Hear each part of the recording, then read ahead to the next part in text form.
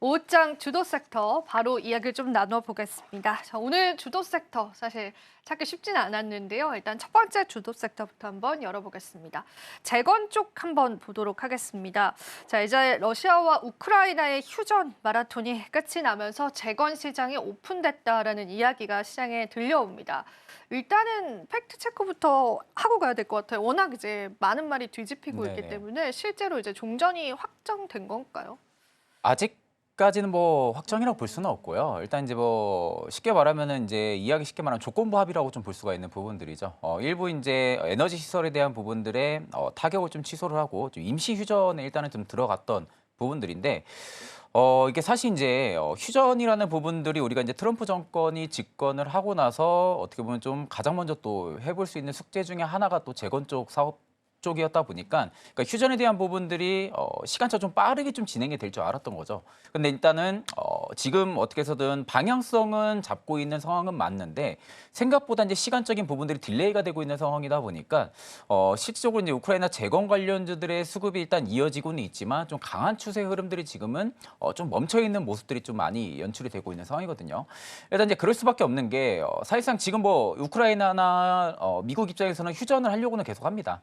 휴전을 하려고는 하지만 반대로 이제 러시아 같은 경우가 강력하게 좀 본인들의 좀 유리할 수 있는 카드를 계속 내밀고 있는 상황이죠. 그러니까 러시아라든지 유럽 연합 쪽에서 어떻게 보면 좀 수용을 할 수 없을 만한 그런 조건들을 계속해서 내세우고 있는 상황이다 보니까 사실상 이제 그 종전 합의에 대한 부분들을 러시아가 좀 깨고 있다라는 이야기들도 굉장히 좀 많이 나오고 있는 상황이거든요. 그럼 지금 러시아가 EU 쪽에서 계속해서 협의안을 좀 협의안을 좀 내고 있는 부분들은 일단 지금 상황에서는 뭐 비료 그리고 식품 이런 수출 쪽이라든지 아니면 이제 본인들의 좀 주력 제품군에 대한 부분들의 수출에 조금 더 제재를 풀어달라는 부분들인데 사실 이제 반대로 EU 입장에서는 아직 러시아에 대한 부분들의 제재를 풀 생각이 없는 것 같아요. 그러다 보니까 러시아 입장에서도 결국 우리에 대한 부분들의 조건을 들어주지 않는다고 하게 되면 사실상 나도 휴전을 할 이유는 없고, 근데 반대로 이제 우크라이나 입장에서는 계속해서 미국 쪽에 이제 압박을 하고 있는 거죠. 러시아에 대한 부분들에 있어서 휴전에 대한 부분들 좀 강력하게 촉구를 하고 있는 상황이고,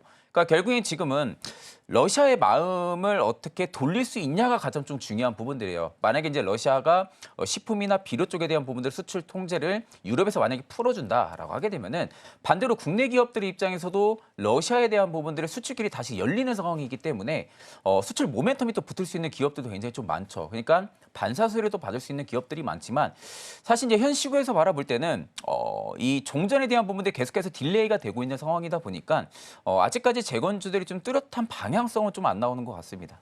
네. 사실 지금 또 종전에 관해서도 계속되는 시장 이야기가 변동이 되고 있습니다.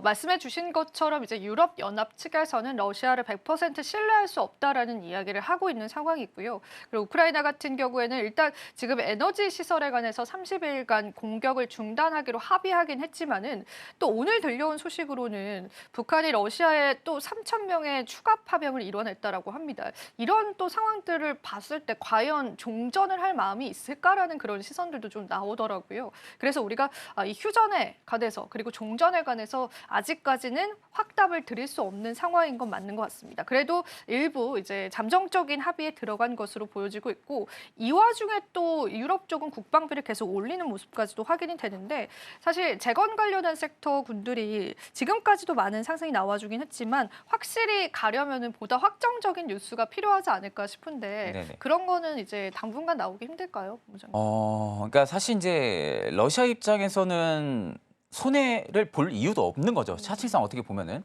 손해를 보면서까지 우리가 휴전을 할 이유는 명분도 없는 상황이고, 근데 반대로 지금 어떻게 보면은 러시아 입장도 굉장히 힘들 거예요. 지금 전쟁이 거의 3년 가까이 이루어지고 있는 상황이다 보니까 물론 이제 피해에 대한 규모 자체가 우크라이나가 조금 더 크다고 해도 결국엔 군사비에 대한 부분들의 부담감도 분명히 있을 거예요. 3년간 계속해서 진행이 됐다 보니까 뭐 그 사이에 뭐 전투기라든지 뭐 미사일이라든지 탱크들이라든지 이런 각각의 좀 군용품들에 대한 부분들의 지금 소진이 계속 많이 일어나고 있는 상황이잖아요. 그리고 이제 러시아가 어떻게 보면은 전쟁 전에는 나라의 좀 경쟁, 군사력 부분들이 거의 상위권에 있을 정도로 탑 랭크에 있을 정도로 그렇게 이제 많은 국가들이 알고 있었는데 이번 우크라이나 전쟁을 통해서 또 조금 더 알게 됐던 부분들이죠. 아, 러시아가 생각했던 것만큼 강하지는 않구나라는 부분들이 있어서 또 표출이 된 상황이다 보니까 러시아 입장에서는 만약에 우크라이나가 미국이 지금 제시한 조건을 협의를 하고 종전을 하게 되면은 뭔가 좀 자존심이 상하는 그런 연출들이 좀 있는 것 같아요. 그러다 보니까 러시아도 지금 계속해서 굽히지 않고 본인들의 대미 수출이나 이런 식료품이나 비료품에 대한 부분들의 수출 통제를 좀 풀어라라는 부분들을 계속해서 좀 협의안을 보내는 걸로 지금 판단을 하고 있는데 결국 이제 EU 유럽 연합 입장에서는 계속해서 지금 국방비, 방위비를 계속해서 증액을 시키는 부분들이 우리도 언제 전쟁이 날지 모르는 거죠. 이게 서방 국가들 입장에서도 지금 러시아나 우크라이나 생각보다 전쟁 그 당시 전쟁 처음에 발발했을 때 뭐 얼마나 간다고 생각을 했겠습니까?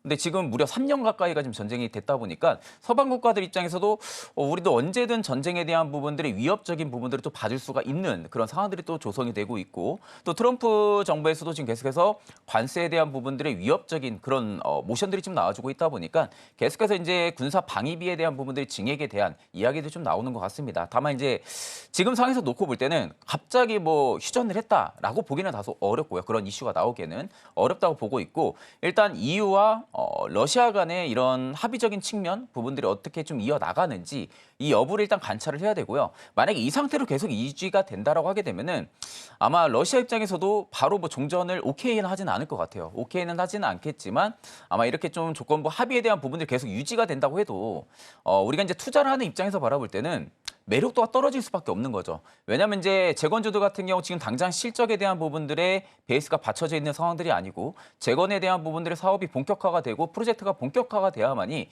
그 기대감 그리고 향후에 좀 실적에 대한 개선 기대감이 붙을 수가 있는 그런 상황인데 이미 그 앞전부터 프리미엄이 붙어 있는 상황이었죠.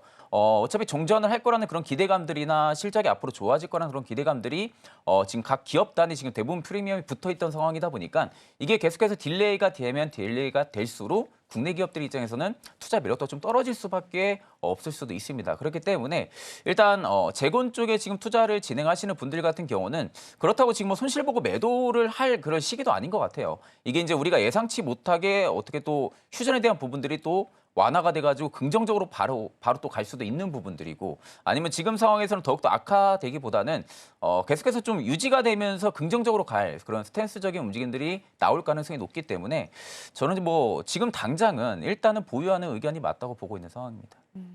일단은 보유하는 관점에서 보자 그렇게 보고 있고 또 사실은 이게 전쟁을 하고 종전을 하는 과정에서 여러 국가들의 이해관계가 굉장히 많이 반영이 되잖아요. 미국 측에서도 러시아에게 이제 곡물협정, 무역협정 관련해서 문서를 보냈다라고 하는데 이게 실질적으로 서명이 이루어질 때까지는 또 우리가 잠재적인 리스크들도 안고 있다라고 봐야 될 것 같습니다. 근데 만약에 우리가 재건을 한다라고 가정을 했었을 때 국내 기업들이 우크라이나와 러시아에 진출할 수 있는 가능성은 얼마나 되는지도 한번 짚어보고 싶거든요. 특히나 러시아 쪽 재건 가능할까 이런 생각이 좀 들긴 하는데요. 어떻게 보세요? 일단 재건 프로젝트에 참여는 할 수는 있겠죠. 참여는 할 수는 있겠지만 이미 우크라이나 쪽에 대한 부분들의 미국이나 유럽 시장에서 이미 선점을 좀 많이 해놓고 있는 상황이잖아요.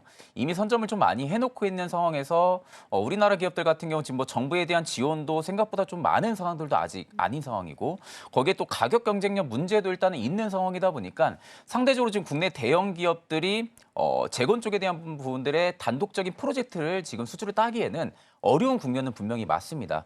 물론 지금 앞전에 뭐 현대건설 같은 경우 보리스필 국제공항 재건을 위해서 MOU도 뭐 체결을 했었고요. 삼성물산 같은 경우도 스마트시티 개발 협약을 좀 맺기는 했지만 사실상 이게 이제 협약을 맺기는 했지만 초기 단계라고 볼 수가 있는 거죠. 그러니까 어떻게 보면 실질적으로 지금 프로젝트 수주까지는 이루어지지가 못하고 있는 상황입니다. 그러다 보니까 결국 우크라이나 쪽에 대한 부분들의 재건 프로젝트의 진입 장벽이 좀 높다라고 볼 수가 있는 거죠. 이미 유럽과 미국이 선점을 하고 있는 상황이다 보니까. 그럼 이제 상대적으로 대형 건설사들 입장에서는 그 기대감 자체가 크진 않을 수는 있어요. 크진 않을 수 있지만 그 아랫단 있죠. 혹시 뭐 건자재라든지 아니면 좀 건설 기계 업종들이라든지 이런 업종 섹터들에 있는 기업들 같은 경우는 반대로 오히려 좀 수혜를 받을 수 있는 가능성은 크다라고 봅니다. 이건 이제 실질적으로 대형 프로젝트 수주를 따는 거랑 별개로 미국이나 유럽 입장에서도 결국에는 우크라이나 재건 쪽에 대한 부분들 프로젝트를 참여를 해도 그에 필요한 건자재라든지 아니면 어떠한 이제 건설 기계라든지 이런 부분들이 분명히 필요하겠죠. 그러면 결국에 국내 기업들이 이쪽 건자재라든지 건설 기계 쪽에 대한 부분들의 수출이 또 진행이 될 수가 있는 상황입니다. 그러다 보니까 반대로 대형 건설사 대비해서는 건자재나 아니면 건설 기계 업종 내에 있는 기업들 같은 경우는 상대적으로 그 수혜는 계속 좀 유지가 될 가능성은 굉장히 좀 높다라고 보고 있는 측면이고 대형 건설사들 같은 경우도 그렇다고 뭐 아예 프리미엄이 다 빠지고 밸류에 대한 매력도가 많이 떨어지냐라고 보기도 어려운 부분들이 이미 앞전에 MOU도 많이 협력을 체결한 상황이거든요. MOU로 협력을 체결했다는 것은 초기는 맞지만 프로젝트에 대한 수주에 대한 부분들 성과를 따낼 수 있는 기대감도 붙어 있다는 겁니다. 그렇기 때문에 어떻게 보면 제 개인적인 생각에서 투자 매력도로만 놓고 본다 하게 되면은 아직까지 그래도 대형 건설사 대비해서는 건자재나 혹은 이제 건설기계 업종이 조금 더 매력도는 높지 않을까 그렇게 보고 있는 상황입니다.